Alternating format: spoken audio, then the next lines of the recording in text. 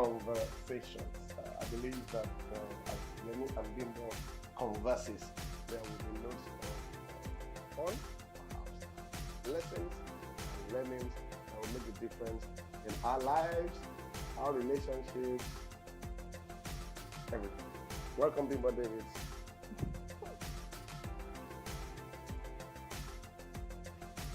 I don't know what to say. You're not going to. Why are you going to tell me welcome again? We're introducing the show. You've already mentioned my name. Okay, you're welcome. Thank you.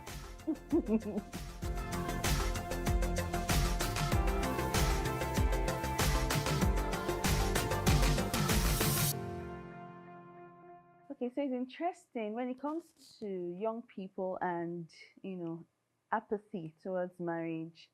I remember we were talking about it some time ago, and I realized that many young people have expectations, or I would say that marriage has been modeled to young people in a certain way, whether consciously or unconsciously.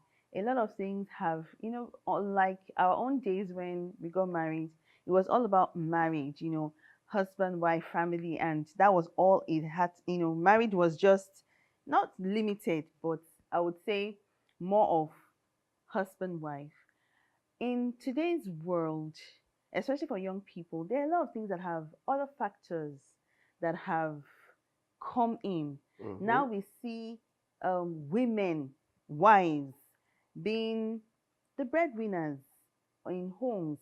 Now we see whether, for whatever reason, not because they really wanted in that sense, but unlike before, so many factors have come to play when it comes to marriage. And I speak to a lot of young people, and it's like it's not the love that is just the factor anymore. Career is a big factor. Okay. Business, being comfortable, being fulfilled in your purpose is also a major factor when it comes to marriage. So it has to do with a lot of things. So young people want to be successful. Young people want to have a sense of identity apart from marriage.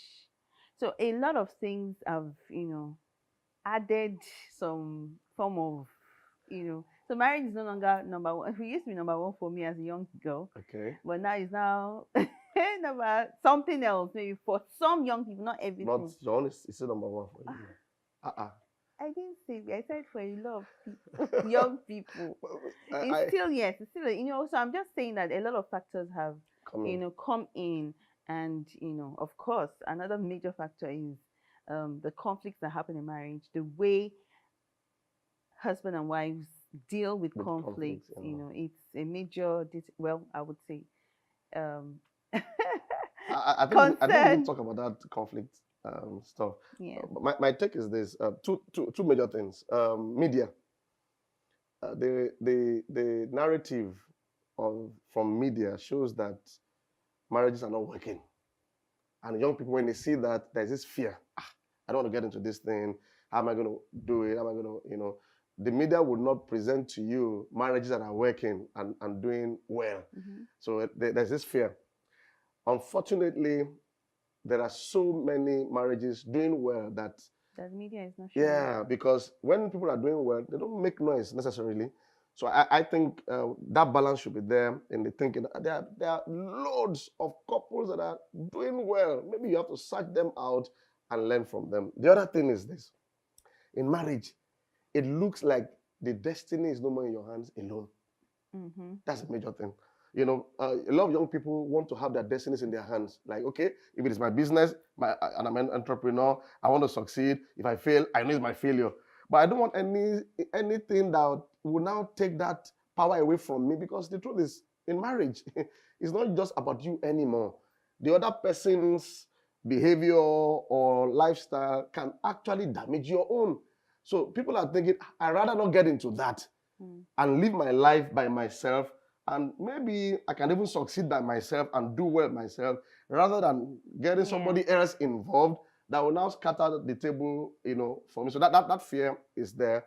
that kind of independence, you want to just hold on to destiny by yourself. I want to make it, and I don't want anybody to come and tamper with it. The other thing is maybe be sensitive. The responsibilities of a successful marriage.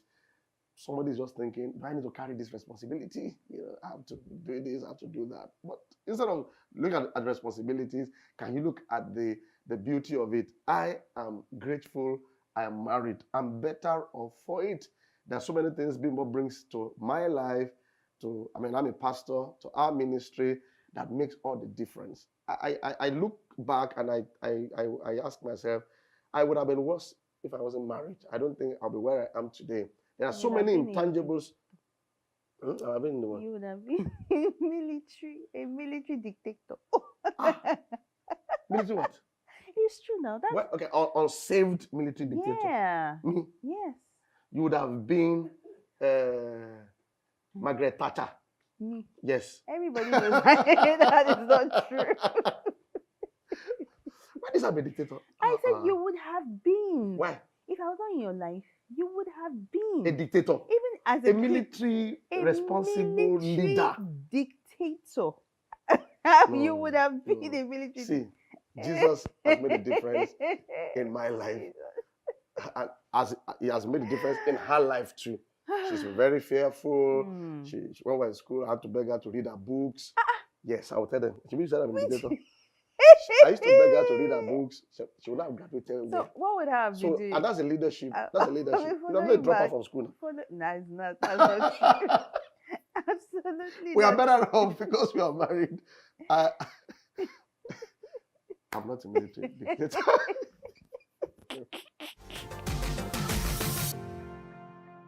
It's just like what happened in the Bible, Old Testament, when one particular person was thinking everything had failed. It's called Elijah. Okay, some of us know about Elijah. He assumed that everything was not working in the land, and God said to him, there are 7,000 people doing well, and that's something I think every younger person should learn, because when I say young people, I'm also young. Younger person should learn that there are a lot of people doing well, and I also want to encourage those who are doing well to, one of the virtues of also doing well is not to be a noisemaker. Because, those are the part of the virtues of doing well. If you're doing well, you're not a noise, because you're not doing well to impress people. And because it's not for people, so your intention is not to show, well, I'm doing well.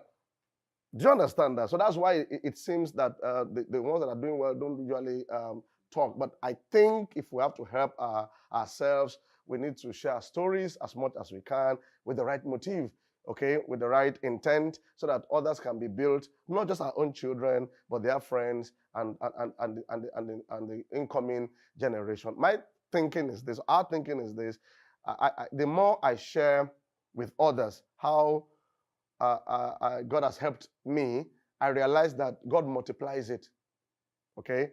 When you share your stories, your good stories with good intention, God blesses you. It's when it is with wrong intent, you want to, what do you call that, clout, just want clout, you want more followers, want people to know, that motive can damage what has been doing well. But if your intention is to help others, build others, it's like a seed, and then it multiplies back to you. I even think the hype of media can be, very deceptive, I would say, because media is everywhere. We all go on media and social media and all, but we put out our best. Even with marriages that are doing well, we always want to put up our best moments. And I think younger people should understand the balance of that. That as much as people are using social media, it's still not, it's colored in a way, because not many, sometimes we go on social media, we put up our pictures, it's not the frowning ones or the bad ones that we put up. So and that's not the real world. So there's a balance of, even when you see people talking about their marriages on social media, understand that it's not the whole part of their lives. There are still some things that they're not talking about. So we shouldn't be carried away with what we are seeing on social media. Understand that there are still some parts that are not being talked about. However, I would also say that social media is a platform.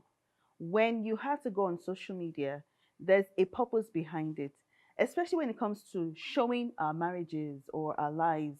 Also, let people know that we make mistakes. Yeah, The yeah. vulnerability behind our marriages, that there are times when we're talking about conflict, for instance. Conflict is real Yeah, it's in really. I marriage. mean, for instance, I don't cause conflict in this marriage. Most of the time, it comes from her, but that's the reality of life. You know, Hmm. we're gonna. Yeah, really. I don't. Ba- You know, there baby, are some things that you don't need when they say. Let me not say it. You won't start conflict here. But yeah, some things that you don't have to say. You don't have to say too many words. They already know the truth. So whether what you is the say truth? you cause conflict or not, they already know. How do you define conflict? Define conflict. When you are admonished and then you don't respond to That admonishing, is not is conflict. that conflict? That is not conflict. So Conflict. when your husband admonishes you on a particular matter Uh-huh. that will bless the entire family, Uh-huh. and then maybe you refuse to respond to it, Why? is that Wait. conflict? That is not It's when even. you don't respond to the No, that the is not admonishment. conflict. That is not What's about conflict? conflict is not a bad word. And we need to put it out there. Conflict is just differences in opinions, in ideas, in desires. And managing conflict is what we should be talking about. The fact that we are having. Akika. That definition is powerful. Let's talk about media. Let's not talk about conflict. We're talking about young people like run away from media. When I said media, I wasn't even talking alone. I'm talking about social media alone. I'm talking about movies.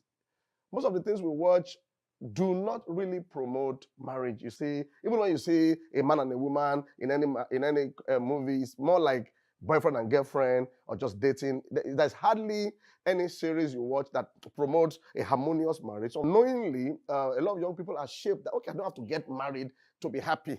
You know, you have things like friendship with benefit. So so movies, you know, a lot of series that we watch on the various media platforms.